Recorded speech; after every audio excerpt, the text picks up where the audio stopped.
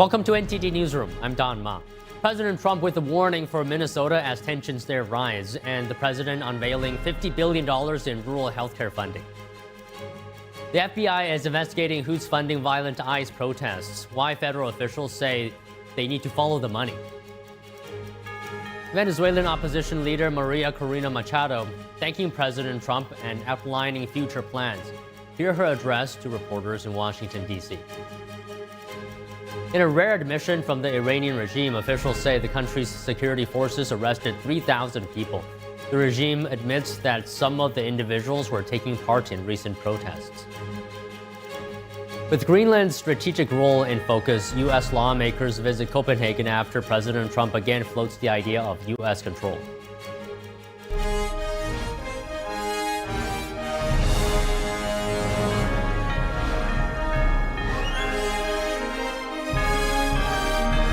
This is NTD Newsroom, live from our global headquarters in New York City.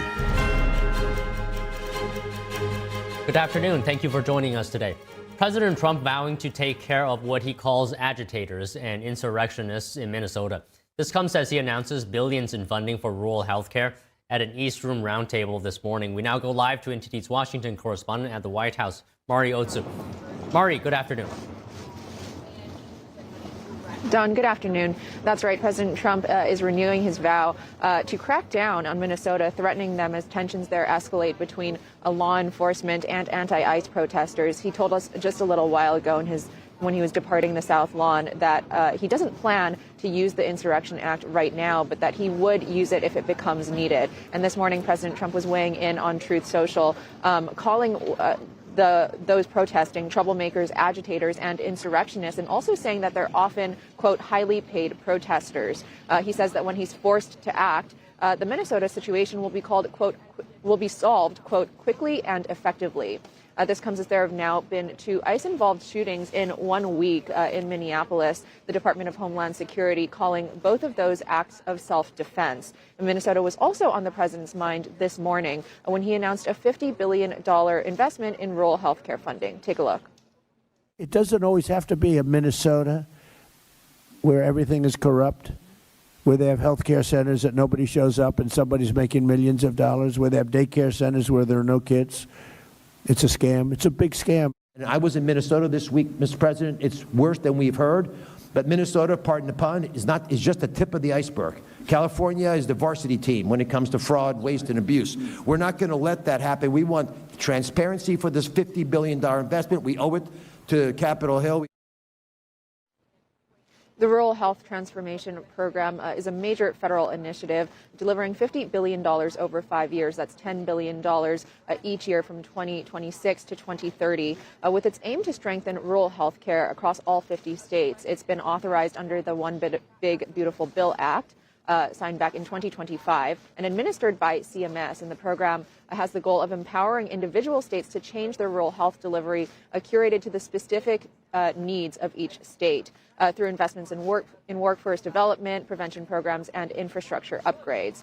And meanwhile, President Trump, on his way to Florida for the weekend, told us that he's convinced himself to hold off on Iran strikes for now, also praising Iran for what he says is canceling over 800 scheduled executions. Take a look. As you know, Iran canceled the hanging of over 800 people. They're going to hang over 800 people yesterday. And I greatly respect the fact that they canceled that. Nobody convinced me. I convinced myself. You had yesterday scheduled over 800 hangings. They didn't hang anyone. They canceled the hangings. This comes as President Trump has, in the past few weeks, strongly encouraged anti-regime protesters in Iran to keep protesting, calling them Iranian patriots and saying that America stands behind them 100%. And it comes just a day after the U.S. ambassador to the United Nations, Mike Waltz, reiterated this, saying that the U.S. and President Trump stand by the Iranian people and that all options are still on the table to stop the slaughter happening in Iran. Don, back to you. Okay, Mari, thank you very much. The president has unveiled his long-awaited plan to lower healthcare costs. Republicans are planning to take quick action to move the ball forward after enhanced Obamacare subsidies expired earlier this month. NTD's Melina Weisskopf has the details. President Trump is urging Congress to take swift action to codify his so-called Great Health Care Plan. The lowest price in the world is what you're going to pay. Before, you were paying the highest price in the world by far, and the politicians did nothing about it. So I'm asking Congress to complete the work that we've started. Next, my plan. His newly released plan to lower healthcare costs builds on actions his administration has already taken, like negotiations with 15 pharmaceutical manufacturers to reduce drug prices for Medicaid patients. To address Obamacare costs, the administration wants to send the money currently spent on subsidies directly to Americans instead of insurance companies. I call it the Unaffordable Care Act, with billions of dollars in taxpayer subsidies that help their stock prices skyrocket over 1,700%. I want to end this flagrant scam and put extra money straight into the healthcare savings account in your name, and you go out and buy your own healthcare, and you'll make it. Lawmakers have been working on a deal to temporarily extend Obamacare subsidies while addressing waste. Republican Senator Lisa Murkowski, who's recently been at odds with Trump, said she will not give up the effort to extend the enhanced subsidies, telling reporters, "I think we have to respond to the immediacy of the situation that we have now." Another key Republican involved in the negotiations was quick to support Trump's plan. Chairman of the Senate committee dealing with health care, Senator Bill Cassidy, said he agrees with the president and vows to take action on the president's affordability agenda. And they will impact everyone, not just a small fraction of those who are within the healthcare marketplace, but every single American will continue to see their costs go down. To allow for more transparency, the plan will require insurers to post details of claims and require doctors who accept Medicare and Medicaid to post pricing and fees in their offices. Trump's new plan comes as lawmakers are gearing up for a second party line big bill to pass without any Democrat votes. Reporting from Washington, D.C., Melina Weisskopf, NTD News. Joining us to discuss is Mike Leon, Director of Strategy at the Free and Equal Elections Foundation and host of the Can We Please Talk podcast. And we have Angie Wong, Republican strategist and political columnist. First of all, good afternoon to you both. Angie, let me talk to you first. So the plan that Trump is proposing includes the most favored nation pricing plan, and it gives payments directly to patients, among other things. What do you think is the core theory or the ideology here behind Trump's plan? Is it perhaps consumers first? It is very much consumers first, and Trump wants to put money back into the patients' pockets by doing his own healthcare plan.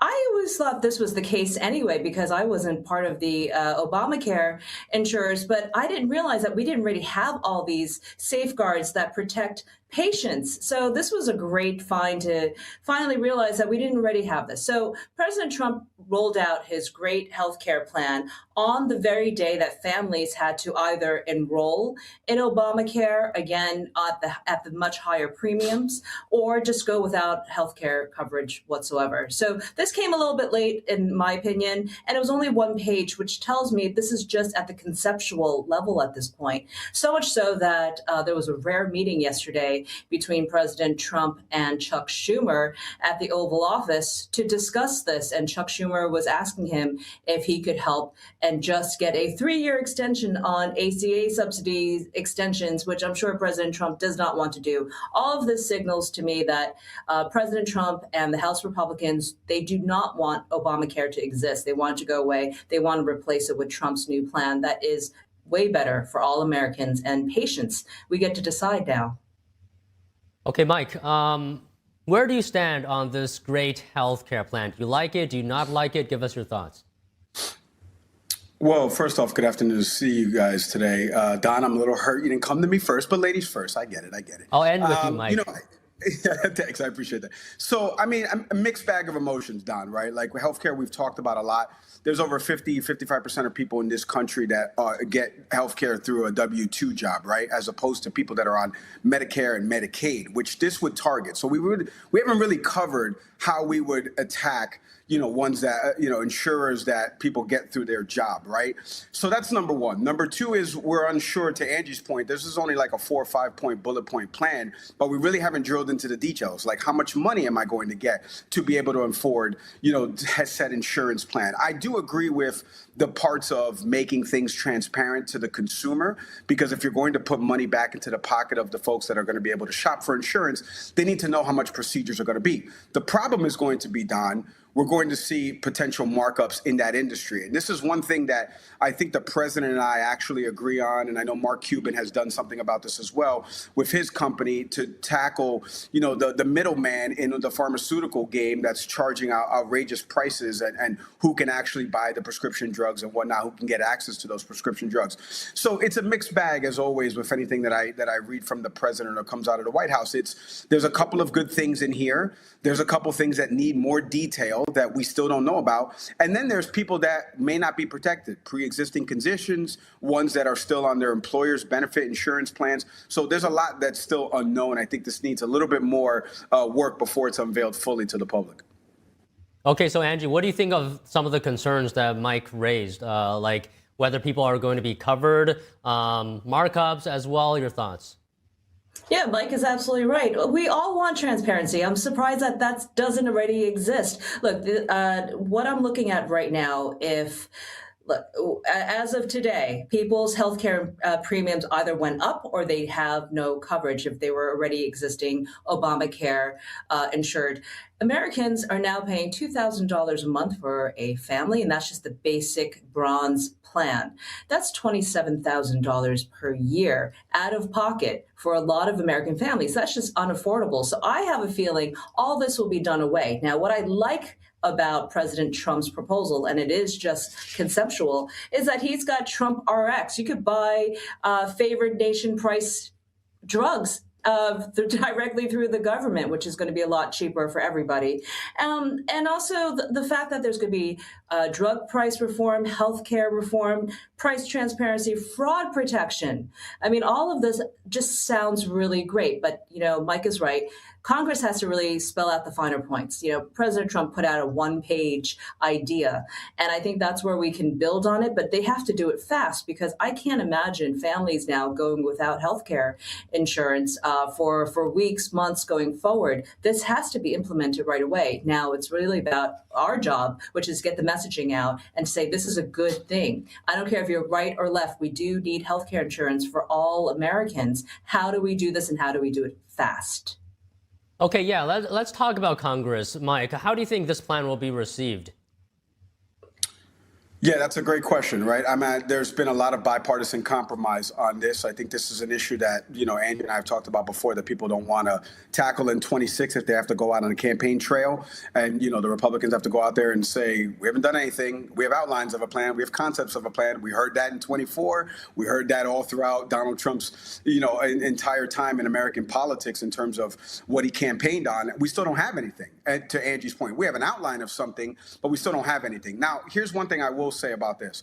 There's a couple things that Angie mentioned there that I think Congress won't go for, or at least I wouldn't go for, or let's say someone like a Thomas Massey wouldn't go for. And that's the government setting prices and doing things like that.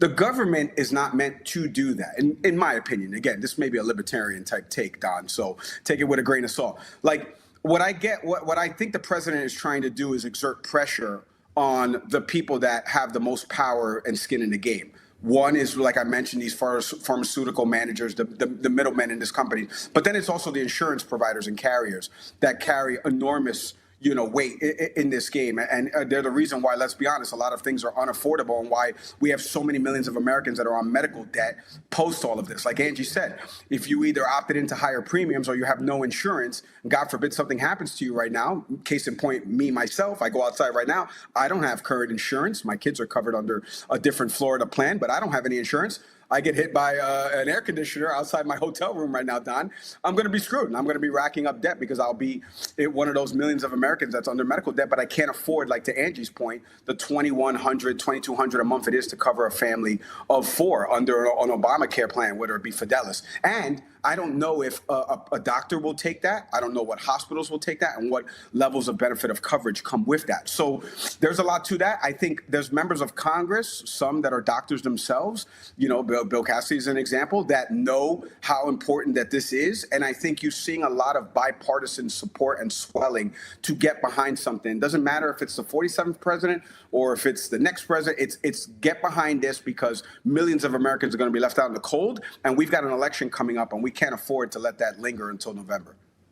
Okay, so Angie, similar question to you. Which parts of the plan do you think will see the most bipartisan support, and which do you think will see more debate or opposition? Yeah, we're already seeing Chuck Schumer and other Democrats just pushing the narrative as if Trump never rolled out this plan to begin with. They're having meetings and conferences about extending ACA subsidies still.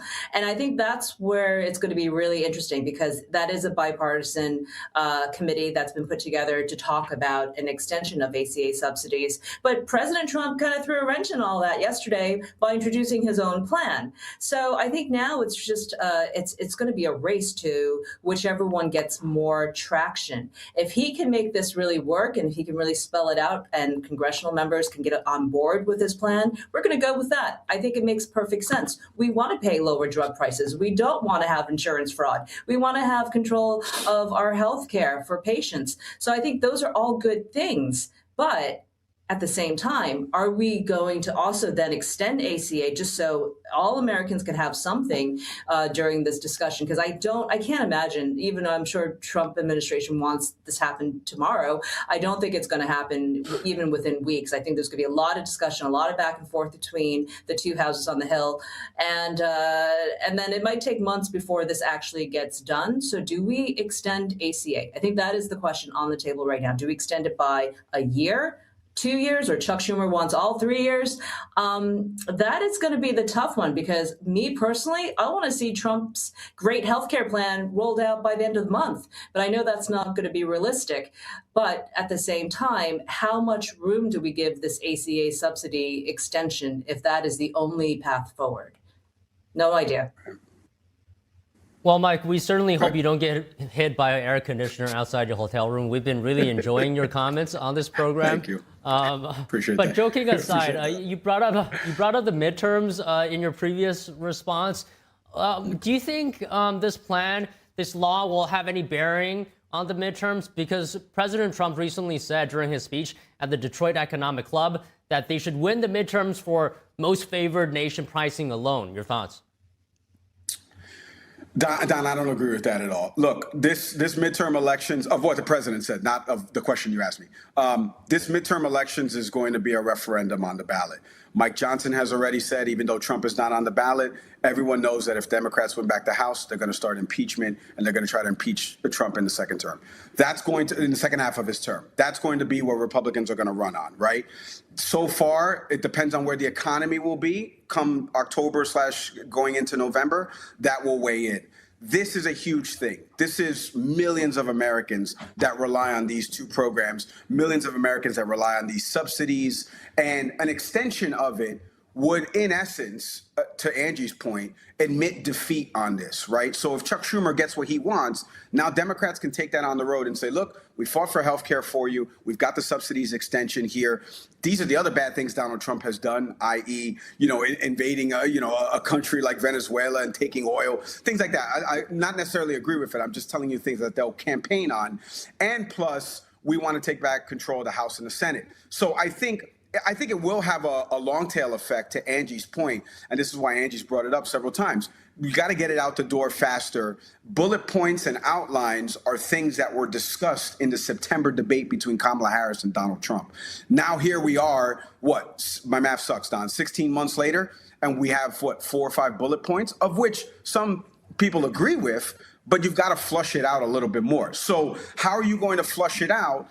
if this is what you're giving me after 14, 16 months, how much more time do you need? And I don't think as a strategist, Angie, you can correct me if I'm wrong, I don't think as a strategist, that's something you would want a candidate to go back out locally to constituents and be like, look, we've got a plan, we've got an outline, where is it? They're going to be asking, where is it? I've had members of Congress on my show.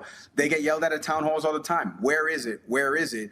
And so I think they don't want to let that last. And I think that's going to be what could be determining. It's only one of a series of factors, Don, that people are going to take with them into the ballot box if they don't have any health care insurance. Angie, your response. Yeah, well, I'm thinking about this a little bit out loud in that both sides, it appears to me, they don't want this to be the topic A, right? They really kind of want to get this thing done and get it done on a much quieter level than we saw last year, right before the government shutdown, when this was the big topic. This time around, it feels a little bit different. A lot of backroom dealings, a lot of stuff happening behind the scenes, because both sides know that this could hurt them potentially, right? And both sides understand that this could cancel their chances of winning during the midterms if they get it wrong, because there's really no real happy ending here. Someone's going to have to pay something. The government, the patient, the father, the mom, whatever it is, there's going to be payments out. It's not going to be a great thing where it's like, okay, everyone's got free healthcare, which is pretty much what a lot of Democrats want. So I think a lot of people, I think this will be an issue, but I don't think this is going to be the issue for the midterms. I think it's going to get done a lot sooner and a lot quieter than we think. I like to think that there's going to be some interim ACA subsidies that will get rolled out just to support Mike and his family and everybody else, so that no one gets hurt and no one has, medical debt, because nobody wants that. And I think that is just, we're in that perfect storm moment right now where anything can happen, and that's going to happen to Americans. So that's going to be good. But I think Trump wants some sort of guarantee that his plan is going to go through, or at least parts of it. I think the Trump RX is already well on its way. That might be separate of Obamacare and a replacement for Obamacare altogether. That's a separate thing. So there's a lot of those things that, I'm still looking at the fine prints, because I think my read of this situation is that they want to replace Obamacare altogether. They're saying this is, not working. This is the unaffordable healthcare plan. Here's my plan. But at the same time, not every single line item is complementary to the Obamacare. It could be a separate thing altogether. It might be an alternate plan. So that's kind of what I want to understand out of all of this. But yeah, we're trying not to make this a big midterm issue right now, only because both sides get really hurt by it. Okay, Mike, sorry for not starting with you, but you get the final comment. Final comment is this, Don. If you've been following this Trump plan for the last few years and you're still saying, where the hell is this plan? At least today, you got a little bit closer, but I don't think close enough that what Republicans want. And I think I will echo what the Republican strategist said on this panel. This is something that people don't want to linger. This is something that we're actually seeing a groundswelling of bipartisan support to make sure that this isn't an issue for either party at the ballot box. You can't leave any stone unturned going into 2026. It's a pivotal election, Don. And I think they don't want healthcare to be any issue on the top four as people head into the ballot box. Well, all right. Always like talking to you guys. Thank you so much today. Thank you. Thank you, Don. Thank you, Andrew. Okay, we're taking a short break now, but don't go away. We'll be back with more important news.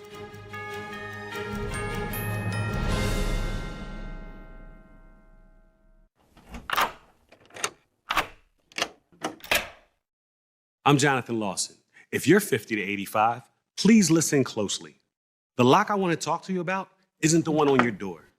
It's a rate lock for your life insurance that guarantees that once you're insured, your rate can never go up at any time for any reason. Many policies you see don't have one, but you can get a lifetime rate lock from Colonial Penn. This plan was designed for people on a fixed income with coverage options that start at $9.95 a month. That's less than 35 cents a day. Your rate is locked in for life. Coverage can never be canceled, and your acceptance is guaranteed. You cannot be turned down because of your health. See for yourself. Call for an information kit and gift. Both are free with no obligation. Call 1-800-624-6556 for your free information and your free gift. That's 1-800-624-6556. 1-800-624-6556. Call now. Looking for a healthy and smooth-tasting brew? Drop by Days Coffee Roasters today and explore our wide selection of specialty-grade small-batch roasted coffee. Home to North America's first enzyme-fermented coffee, we source a wide selection of specialty-grade coffee beans from around the world, and our baristas are ready to craft your customized brew. Visit Days Coffee at 28 North Street, Middletown, New York. Come experience a brew like no other. Hi, I'm Ryan Blaney, a third-generation race car driver, and we dedicate a lot of our time to going as fast as possible. My grandpa Lou is the reason why my dad and I started racing, and I'm really proud to follow in his tracks. But when my grandpa was diagnosed with Alzheimer's, it was a very unexpected bump in the road for us. I've learned a lot on this journey with my grandpa Lou, and the memories of my grandpa will always be with me. And in our family, we're used to getting involved, and I encourage you to do the same, especially when it comes to caring for your loved ones. When I think about Alzheimer's and the impact it had on my family, I recognize that losing a race isn't such a bad day after all. It's important to notice if older family members are acting differently, experiencing problems with their memory, or having trouble with routine tasks. Talking about Alzheimer's can be really tough, but if you notice something, have a conversation with your loved one. Encourage them to see a doctor or offer to go with them. Early detection of Alzheimer's can give your family time to explore support services, make a plan for the future, and access available treatments. If you or your family are noticing changes, it could be Alzheimer's. Talk about seeing a doctor together. Adopting you was the best decision in our life. And I am so proud to call you my son.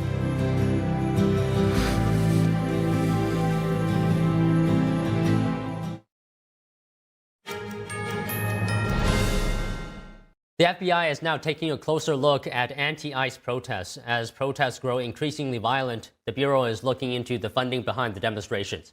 Here's that story. The FBI says it's investigating the funding behind violent protests like those in Minneapolis. And when you find things like every single person is holding the exact same sign on the exact same piece of wood and the exact same placard, they didn't get together beforehand and do that. It is an organized, in my opinion, effort to criminally disrupt and cause chaos into our communities. Speaking on Fox News yesterday, White House Border Czar Tom Homan said various government departments are going to follow the money and find out who has been inciting violence. We're looking at the financials. We're looking at who's funding this, who's antagonizing this, and they'll be held accountable, Laura. We're all over it. The FBI announced a reward up to $100,000 for information leading to the recovery of stolen government property in Minneapolis or the arrest of those involved. The FBI says while they were responding to an assault on an officer this week, several government vehicles were broken into and government property was stolen. It's asking the public to send in photos or videos of the incident online at tips.fbi.gov. In a post on X yesterday, Director Kash Patel said the FBI had already arrested one person who allegedly stole government property. According to Patel, the suspect is a member of the Latin Kings gang with a known violent criminal history. The Department of Homeland Security says it arrested a man Wednesday night for assaulting federal officers. The department says the man, a U.S. citizen, showed up to a protest with a gun and a box of ammunition in a bag. According to DHS, he then threatened violence against law enforcement officers while pointing at his bag. He then pushed an officer and was arrested for assault. Meanwhile, Border Czar Homan told Fox News Thursday he's pushing for the creation of a database of people who impede ICE operations. We're going to make them famous. We're going to put their face on TV. We're going to let their employers in their neighborhoods, in their schools, know who these people are. President Trump has suggested he could invoke the Insurrection Act in Minnesota to quell violent protests. The law authorizes the president to deploy military forces on U.S. soil. On Thursday, Homeland Security Secretary Kristi Noem said he has the constitutional authority to do so, but expressed hope it wouldn't come to that. We did discuss the Insurrection Act. He certainly has the constitutional authority to utilize that. My hope is that this leadership team in Minnesota will start to work with us to get criminals off the streets. She said the administration has no plans to pull ICE out of Minnesota. The American Civil Liberties Union is suing the Department of Homeland Security for Minnesotans who say ICE agents are violating their constitutional rights. The ACLU filed a class action lawsuit yesterday seeking to end what it calls the practice of stopping Somali and Latino individuals to investigate immigration status without reasonable suspicion. It argues this is a violation of their Fourth Amendment protections against unreasonable government searches and seizures. The lawsuit alleges the agents are targeting people based on racial profiling motivated by prejudice. The DHS has denied the allegations, saying they are disgusting, reckless, and categorically false. A department spokesperson told the Epoch Times, "What makes someone a target for immigration enforcement is if they are illegally in the U.S., not their skin color, race, or ethnicity." The agency said there are no indiscriminate stops being made. Officials have indicted an illegal immigrant for allegedly ramming into immigration agents' vehicles last month. The suspect, who is from Honduras, remains on the run. He now faces up to 20 years in prison on each of 3 charges related to assaulting federal immigration agents. That vehicles in the hands of individuals who intend to obstruct or evade law enforcement are deadly weapons. When someone runs down an ICE officer or any federal law or local law enforcement officer, those deadly weapons act as battering rams. And it is a violent attack, and it will not be tolerated.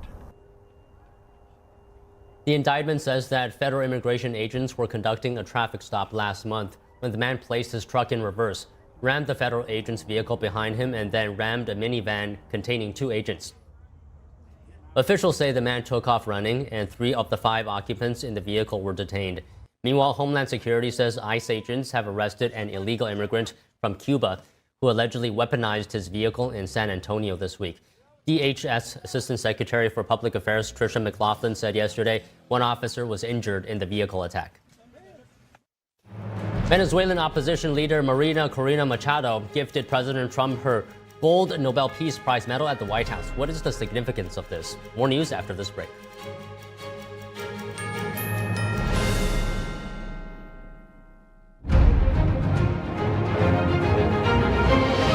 A performance that truly matters for each and every one of us. This is what you've been waiting for. See it at least once in your lifetime. Shen Yun. Get tickets now at shenyun.com.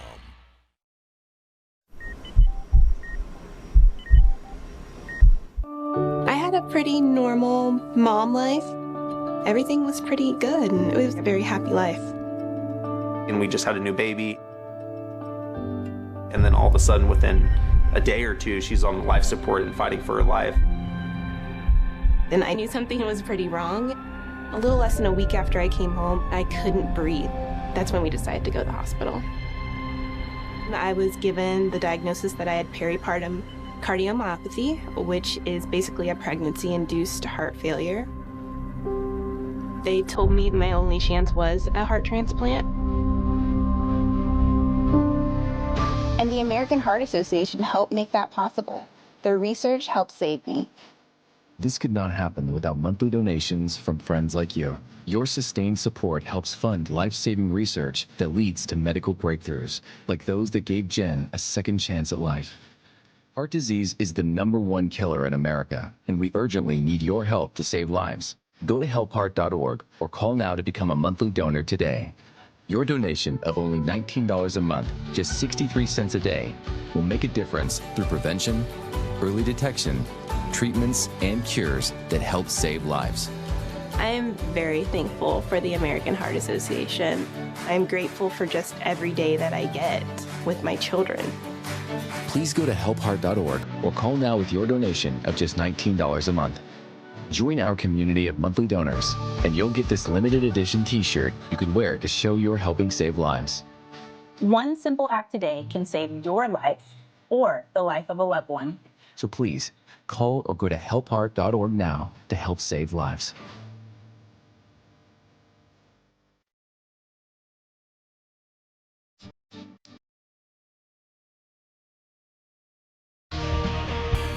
Buying or selling a home has gotten hard. Inventory is tight and interest rates are high. Making a move can be scary. That's why who you work with matters. I partner with HomeLight to help our clients win in any situation. Our buyers find great deals on their dream homes, and our sellers get top dollar even in a challenging market. Homelight gives our clients the edge they need, and together, we all win.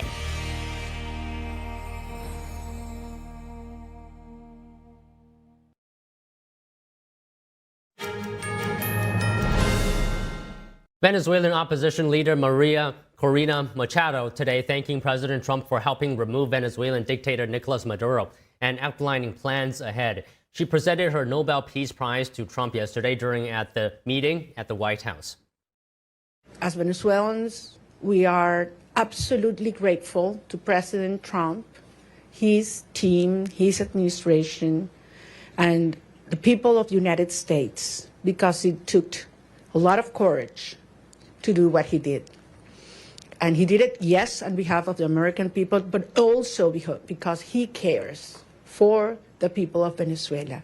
And he told me that yesterday.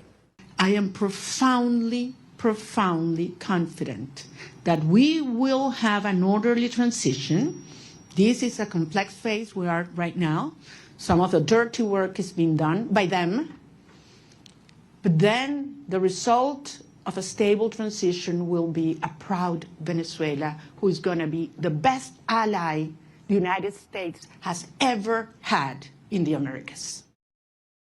Machado was addressing the Heritage Foundation in Washington, D.C. and taking reporter questions. She said Venezuela is on the threshold of freedom.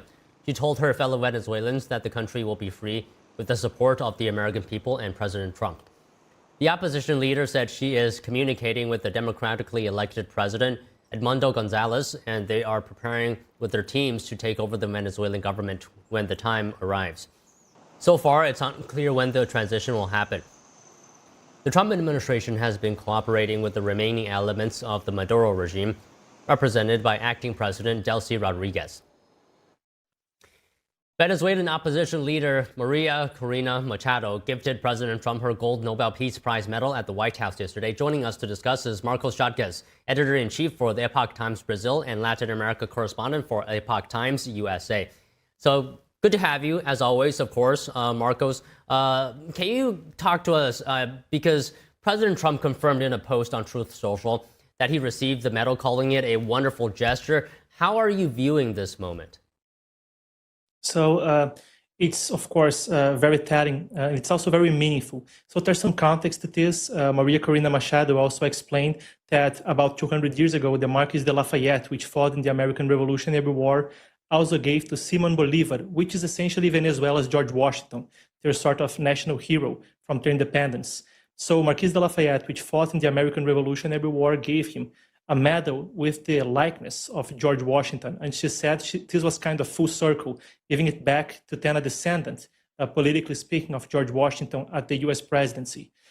So of course, it's very telling, it's very symbolic, and it brings to light a lot of what's involved regarding the freedom of Venezuela and how tyrannical the Maduro regime was. I also think it's telling that she said some dirty work is being done now and that a transition is on its way. Because, of course, currently the Maduro regime, despite Maduro himself having been captured, is still in place. Delcy Rodriguez, Vladimir Padrino Lopez, Jorge Rodriguez, and other higher-ranking officials, Diosdado Cabello, which were part of the whole tyrannical apparatus of the Maduro regime, are still in place. They are cooperating with the US as far as we know. So it's also telling that she talked to Trump, and apparently they are aligned with some sort of transition in an upcoming time. Regarding a time frame for this, it's also something we don't know. Caroline Leavitt, press secretary, said yesterday that they wouldn't have a time frame, and it was not a goal of this meeting. But I think it's very symbolic, and it also helps to bring more of the feeling that this is an epochal moment, a watershed moment for freedom in the Americas, for Venezuela, and for the US-Venezuela relations. Okay, Marcos, let me ask you this.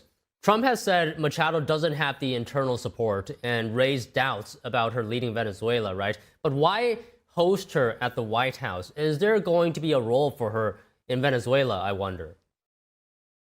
So I think it's very likely that eventually when there are elections and when there is a democratic process, a democratic transition to a new sort of arrangement in Venezuela, Machado is very likely to run and very likely to get elected.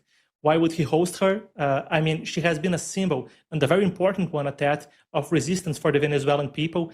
And that this epochal moment, like I said, that this watershed moment, it's also symbolic that she's hosted over there. And it's also symbolic that she gave the medal to Trump.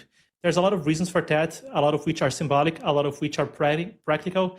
But when Trump talks about this and about her not having the legitimacy right now, or whatever wording might have been used, I think it's also important to note that, like I said, despite Maduro having been ousted, captured by the United States military, it's also a moment where the structures are still in place, the regime is still in place. And it's very interesting because Axios reported before Maduro was captured that he didn't make a deal because he was afraid of how he would be handled by his Cuban handlers. We have to remember that about 32 of Maduro's security guards out of the 55 that were killed in the US operation were from Cuba. And Cuba has essentially made Venezuela a sort of colony of itself in a lot of aspects. When we talk about her not having the legitimacy, it's because there's a lot to unpack right there. Just think about how many Cuban officials are in the armed forces. We had Russian military advisors prior to this.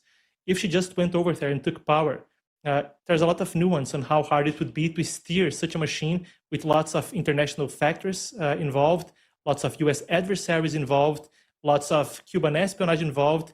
So it's also sure to be a nuanced and complex context. I think that also has to be added to what Trump said about her not having the legitimacy right now, or the conditions. So Marcos, you said Maduro's framework is still in place in Venezuela, and you said there will be elections in the future in Venezuela. How does the U.S. make sure in the future Venezuela doesn't see a repeat similar to what we saw with the Maduro regime? I mean, there's no guarantee there will be elections. It's just what has been said up to this point, that some sort of democratic transition in the future is in the plans, is in the works. How do we guarantee that? Of course, it's very hard to talk about it. And once freedom has been lost, it's very hard to regain it. It's not only about the Maduro regime, it's about a trend in the region on vote, on awareness, and on how to get people to build a middle class, to be more conscious of their vote, to heighten up social indicators and economic indicators, and eventually develop a booming middle class with political awareness. Of course, that's a very hard process to talk about. But what we can discuss in the near future is that the United States still has its most powerful aircraft carrier group stationed in the Caribbean. It's still seizing oil tankers, sanctioned oil tankers, doing sanctioned trade in and around Venezuela. So in the near term, we can say that, at least it seems, while Trump's in power, a lot of coercion and a lot of pressure, diplomatic, military, economic, or otherwise, might be in place to prevent what we have seen from Maduro. So tyrannical torture against its own population, asymmetrical warfare in the form of drug trafficking against the United States, and more. Long term, we'll have to wait and see. It's such a complex situation right now, and we'll have to wait to see how it plays out. Okay, Marcos, we can't talk about this without talking about China, right? So let me ask you a question on China. So it's a big player in Latin America, but President Trump is pushing out its influence, as we're seeing right now. With Maduro gone, we're seeing a sharp decline in China's oil imports from Venezuela. What does this all mean, do you think, for China? It means essentially that the Americas are off limits for the Chinese Communist Party, and that's the messaging from the Trump administration. Will he succeed? At the moment, it appears so, and he's willing to use brute force, military action for that. That's not something we have to analyze from the standpoint of speculation or only talking as analysts. That's something we can pinpoint in the US's national security strategy, a document published in late November, where Trump said he was adding the Trump corollary to the Monroe Doctrine. Now, we won't get into detail. This was an 1823 policy from President James Monroe. And back then, he essentially was saying that the US would recognize independence from countries in the Americas instead of considering them runaway provinces from European powers. Now, when we flash forward 200 years, we go through Teddy Roosevelt and through Trump, and essentially this shifts to this is an area, a zone of privileged interest for the United States of America in regards to be it Russia or China, even Iran and other adversaries. It's interesting because I recently could interview Brazil's former foreign minister and Bolivia's former defense minister, specifically on this topic for the Epoch Times. It's my latest piece on the Epoch Times USA.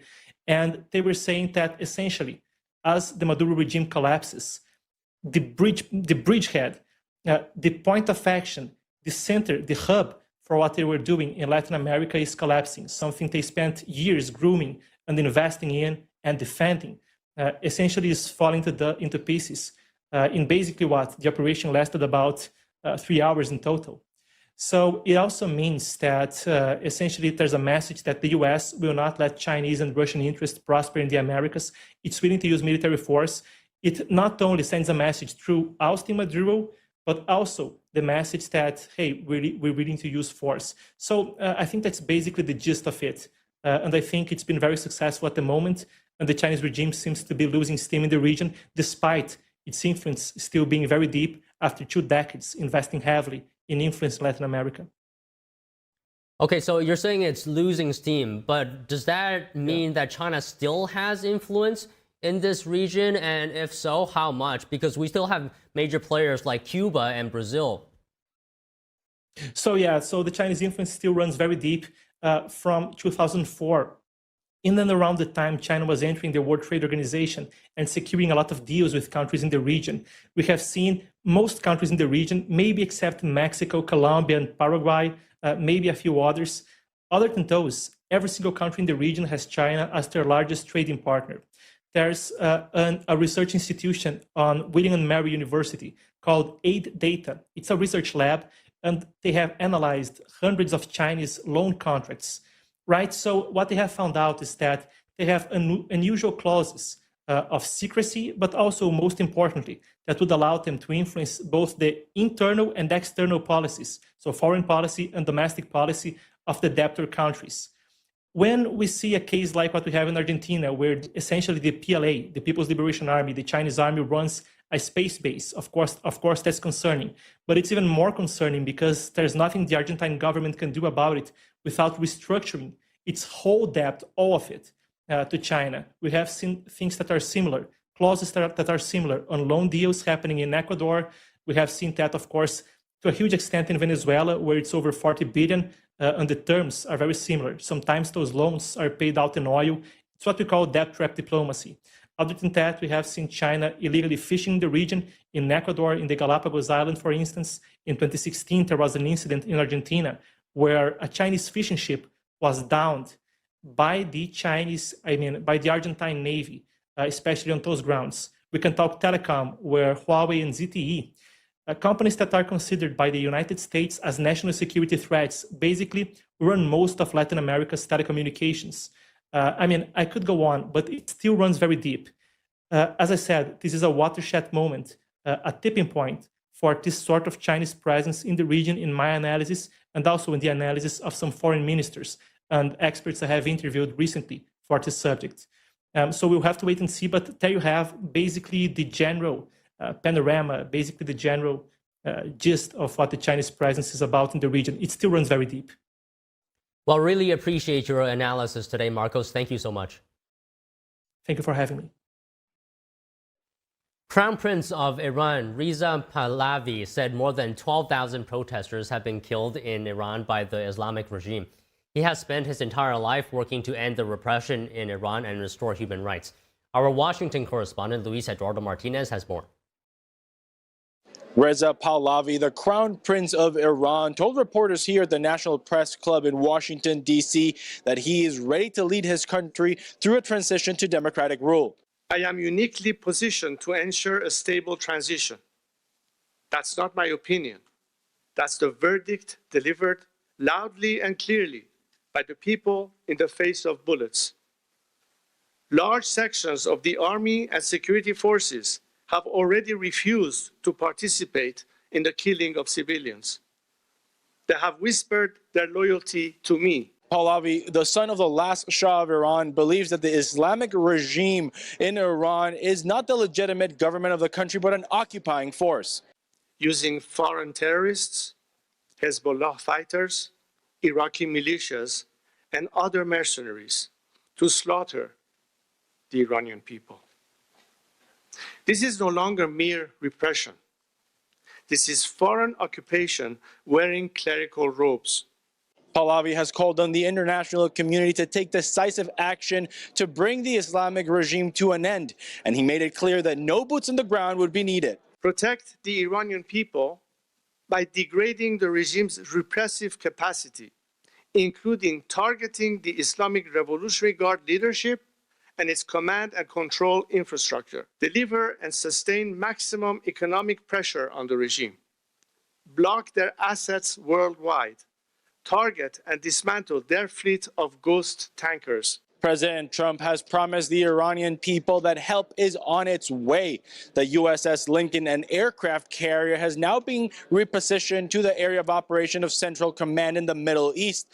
And also, U.S. personnel has begun evacuation of Al Udeid Air Base in Qatar, the closest U.S. military base to Iran. Reporting from Washington, D.C., Luis Eduardo Martinez, NTD News. A delegation of U.S. senators are in Copenhagen today. They're holding meetings in the Danish parliament in the wake of President Trump's recent expressed wish to acquire Greenland. This visit is to, again, have this Denmark to Greenland, but to the NATO alliance. Part of the point of this trip is to have a bipartisan group of members of Congress listen respectfully to our friends, our trusted allies and partners here in Denmark and from Greenland, and to go back to the United States and share those perspectives so that we can lower the temperature and have a more constructive dialogue about the best path forward. Senator Murkowski said the majority of Americans don't think it's a good idea to acquire Greenland. She added that Greenland needs to be viewed as an ally, not as an asset. Senator Coons said there are not pressing threats to the security of Greenland from China and Russia currently. Coons advocated partnering through NATO to contribute to Arctic security. Greenland sits at the center of U.S. defenses against Russian and Chinese nuclear missile threats. China sent 3 icebreakers into the Arctic in 2024, and last summer a so-called research submarine operated beneath the Arctic ice cap. In 2025, the activity has continued. Mortgage rates have fallen to their lowest level in more than 3 years. We have more news after this break.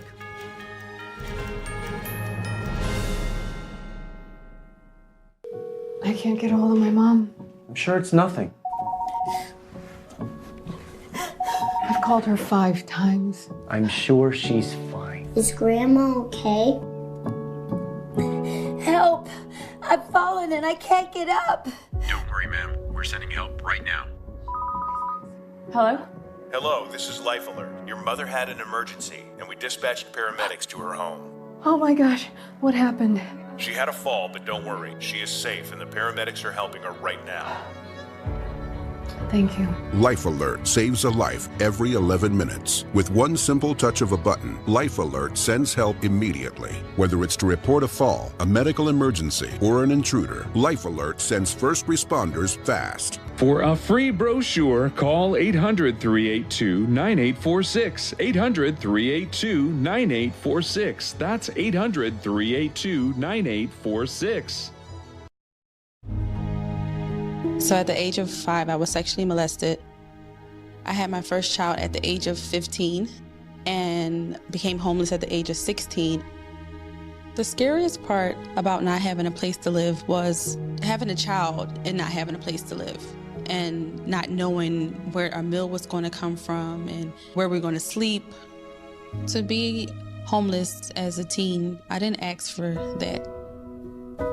No young person should ever have to worry about having a safe place to sleep at night, or a warm meal to eat, or whether anyone cares about them. 1 in 10 young adults will experience a form of homelessness this year, and that's unacceptable.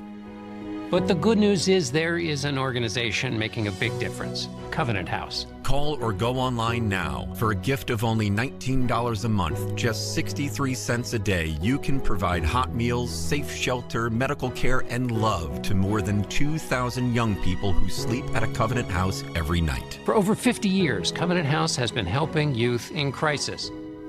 It was pretty tough. But Covenant House really helped me and really helped mold me into the woman I am today. Call or go online right now to safeplacetosleep.org with your gift of just $19 a month. With your monthly donation, you'll receive this soft, comforting blanket as a reminder of the warmth and safety your gift will provide a young person tonight. I have no words to express how Covenant House changed my life. They gave me the love that I needed. They just really genuinely just wanted to help me succeed, and I'm succeeding. Your $19 monthly gift is urgently needed to reach other young people who are facing unimaginable situations. Call or go online to safeplacetosleep.org. Your support makes the work of Covenant House possible. Thank you for caring.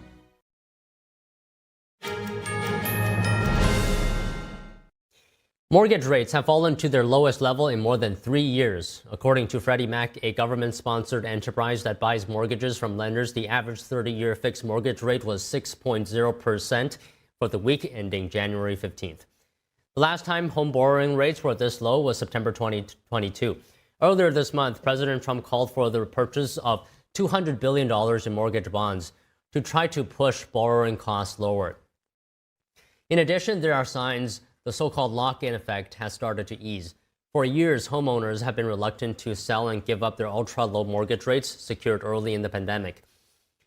But according to Realtor.com, the share of homeowners with mortgage rates above 6% has now surpassed their share with rates below 3%. Economists generally expect mortgage rates to ease further this year. Tyler Robinson, the man accused of fatally shooting Charlie Kirk, is scheduled to appear in a Utah courtroom today. The defense is set to argue that the prosecutors should be disqualified from the case. Lawyers for the 22-year-old are expected to argue there is a conflict of interest in the Utah County Attorney's Office. They say a child of one of the attorneys was at the Utah Valley University event where Kirk was killed. Documents say the 18-year-old, who is a student at the school, was less than 90 feet away from Kirk when he was shot. However, the county attorney's office says the person in question didn't actually see Kirk when he was shot and also did not see anyone that day with a gun. Multiple people were injured in New York after a multi-vehicle crash on I-81. It happened yesterday afternoon near Lafayette. Authorities say in all, 7 people were taken to the hospital. At least 2 have serious but non-life-threatening injuries. The primary crash involved around 18 vehicles, including 3 tractor trailers. There were also a number of smaller crashes, bringing the total number of vehicles involved to around 30. Police say weather conditions may have contributed to the pileup. U.S. opioid overdose deaths have abruptly and sharply declined. We have analysis of that after this break.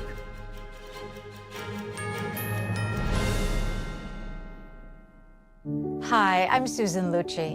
You may know me from my many years on television. I never thought about heart disease until I had my own heart event. I felt this slight pressure on my chest, just slight. I thought, oh, it's nothing, it'll go away. I didn't get it. I did not get it. But a few days later, while shopping at a boutique, that pressure returned, much stronger. It felt like an elephant pressing on my chest. I had a 90% blockage in my main artery and a 75% blockage in the adjacent artery. I was rushed into surgery where I received 2 stents in my arteries. Stents developed through research funded by the American Heart Association. Those stents saved my life. That's why I'm in front of you today, asking you to join me in supporting the American Heart Association by becoming a monthly donor. Call now or go to helpheart.org. For only $19 a month, just 63 cents a day, you can help fund the next medical breakthrough. Get the next person trained in CPR, the next hospital certified in high-quality cardiovascular care. I'm so grateful to the American Heart Association. Their research helped save my life. I can enjoy life with my children, my grandchildren, and my friends. Heart disease is America's #1 killer, and your support now can help save your life or the life of someone you love. Give $19 a month with your credit card, and we'll send you this special t-shirt that you can wear to show that you are helping save lives. Please, listen to your heart. The only reason I'm here today is because I did. So please call the number on your screen or go to helpheart.org now.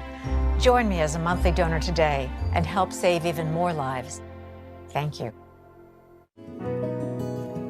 Looking for a healthy and smooth-tasting brew? Drop by Days Coffee Roasters today and explore our wide selection of specialty-grade, small-batch roasted coffee.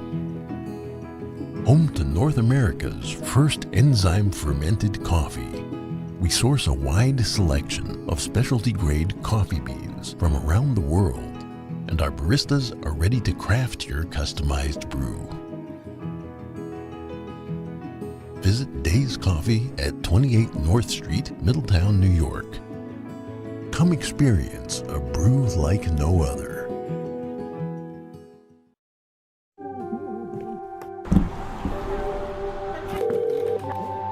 911, where's your emergency? I get shot in my back right now.